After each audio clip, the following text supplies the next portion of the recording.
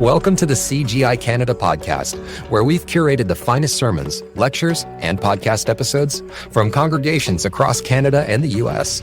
In a world that often feels overwhelming, delving into the teachings of God provides both clarity and guidance for living a more fulfilling and godly life.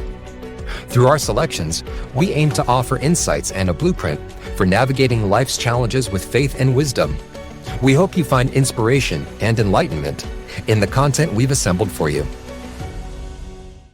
Proof of his resurrection.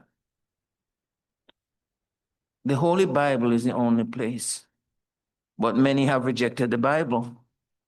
So they can't accept the Bible. It's fiction, it's not inspired, it's written by men, and the arguments go on and on. So the consensus is that the Bible is not a reliable book, that is not true. It's not seen as a reliable document for many reasons. So what then is our basis for meeting here today? On the hope that, in fact, Jesus rose from the dead. And these concerns are of supreme importance to our faith. As I said earlier, if Jesus is still dead in his grave, we have a serious problem as Christians. There have been sources that Jesus rose from the dead, but then, no, that Jesus did not rise from the dead, but went on to live in Jerusalem, got married, and died at age 70. There's a lot of stories going on about that. So what we're going to do now, we're going to look at some theories that have been advanced to try to prove that Jesus did not rise from the dead. There are several of them, but I'm going to go through some major ones. And we can deduce from these theories, matching with the Bible.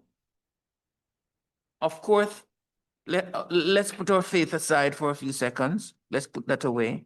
We're looking at the physical, or these theories that look at the physical aspect of what their conclusion is. So first of all, there's a theory called the stolen body theory. The stolen body theory.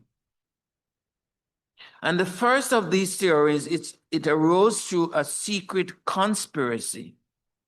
It says that after the dead body of Jesus was put in a tomb, the chief priests and the Pharisees wanted to place a guard at the stone of the tomb.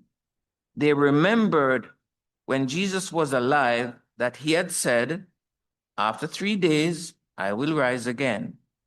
The priests and the Pharisees were worried that within 3 days that his disciples might come at night and steal the body. Then they figured his disciples would say, "He has risen from the dead." So these men voiced their concerns to Pontius Pilate, which is in the scriptures, governor of Judea.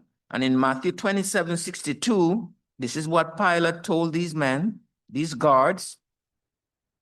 "You have a guard." Matthew 27:62. "Go your way, make it as secure as you know how," meaning the tomb. So they sealed the stone of the tomb and had soldiers guard the tomb. That's what the Bible says. They sealed the tomb and they put guards there because they were doing that in anticipation that the disciples are going to say that, they came, he's risen from the dead, and so on. But guess what? Let's look at this charge or this theory, conspiracy theory, secret theory, if you wish. And if you turn to Matthew 28:1, Matthew 28:1, it says, "There was a great earthquake. An angel descended from heaven and rolled the stone from the door of the tomb. And when the guards saw the angel, they were almost scared to death. An angel told the guard and disciples at the tomb to not be afraid. The angel said that this Jesus who was crucified is raised from the dead." So we're told in Matthew 28, the same chapter, verse 14, that the guard went back to Jerusalem to tell the chief priests about what they had just witnessed. They knew the priests had some political influence over Pontius Pilate. In fact, there was a special secret meeting, and guess what that meeting did? They bribed the soldiers. Sounded like a good plan, so they gave a large sum of money to these Roman soldiers. And what did they tell them? Matthew 28:14, again, the Bible records this. They were told them to say, give them money in order for them to make this a pronouncement, to say, his disciples came at night and stole him away while we slept. And the priest further stated, and if this comes to the governor's ears, that this was done behind Pontius Pilate, we will appease him and make you secure. So right then and there, this charge, this stolen body theory is problematic. The bribe did not work. In his book, The Resurrection Factor, Josh McDowell, he asked the question, if Roman guard had fallen asleep, how could they have known it was the disciples who stolen the body of Jesus? Can't stand up. If they were asleep, how would they know? I mean, you're asleep and a thief come in your house. How do you know who's the thief? So we see already the bribe to the soldiers did not work. So the stolen body theory is false. There's another theory called the swoon theory, S-W-O-O-N, the swoon theory. And what this theory says, instead of dying on the cross from crucifixion, Jesus fainted and did not revive until he was in the tomb. So he fainted and he did not come back to life until he was in the tomb. Next, he gets up, pushes the heavy stone away from the entrance of the sealed tomb and attacks the Roman guard. That's the swoon theory. And let me tell you, many people believe this. We may chuckle, but many people believe this theory. But if you study crucifixion and how the Romans carried it out, crucifixion is a slow death from asphyxiation, just like stifled after a while. The person suffers traumatic fever from hanging for such a long period of time. And during the crucifixion, within 12 minutes, the blood pressure drops by half and the pulse rate doubles. This is caused by all the blood entering the lower part of the body. Fainting would occur because not enough blood was getting to the heart. Fainting, yes, and if the person was revived, like the swoon theory says, then he would have to eventually die. He could not survive in that condition. So that theory doesn't make sense. Then the other part of it, that Jesus gets up and pushes this heavy stone away from the entrance of the sealed tomb. You know how much those stones weigh in average? They were heavy. They were really heavy. So to say, and then he attacks the Roman guard. If he had attacked the Roman guard, the whole of Jerusalem would know they attacked the guards. These guards who made the earlier charge did not say that. They said the disciples stole the body. So again, that theory does not make any sense whatsoever.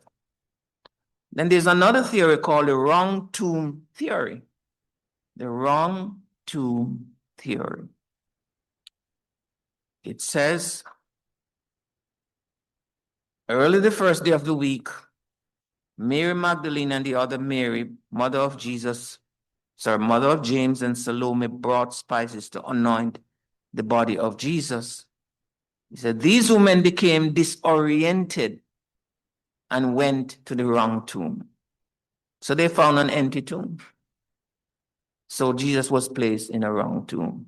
That is laughable. Not when you have a man of the influence and stature of Jesus being crucified and the whole city is aware of it, and then you're going to say, oh, they put him in the wrong tomb? It is so weak. Remember, an angel at the tomb talked to the women.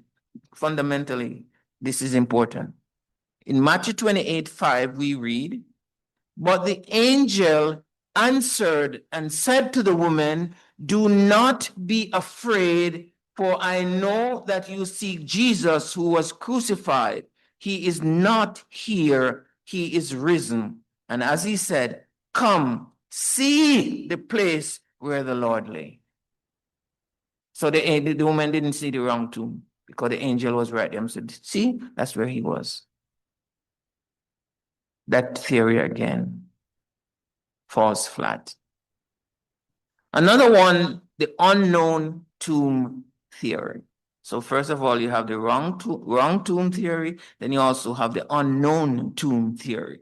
And this theory says the disciples and others did not know where the body of Jesus was buried. And this idea assumed that many men who were crucified were buried in a pit or mass grave. That's how the Romans did it. But this theory does not hold any water whatsoever. Why? Why?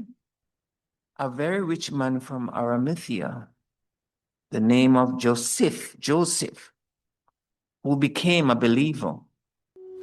Thank you for listening to this episode of the CGI Canada podcast. Click on the link in the description to watch the full episode.